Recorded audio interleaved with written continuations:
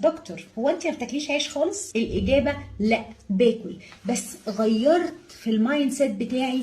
بدل ما كان العيش جزء اساسي من اكلي زي كل المصريين، فطار وغدا وعشاء وفي النص سندوتشات، الطريقه اللي كلنا اتربينا عليها، عودت نفسي على شويه حاجات. اول حاجه، الغموس ممكن يكون خس او خيار او قته او فلفل.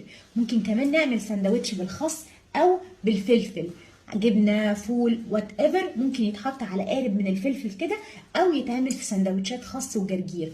والعيش اتحول معايا لاكله استثنائيه زيه بالظبط زي الجاتو والشوكولا. محدش يقدر يقول ده بقى اكل اساسي في كل يوم.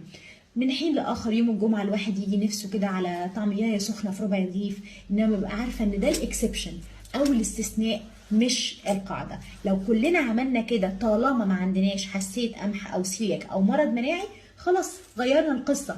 العيش يتاكل هاي كواليتي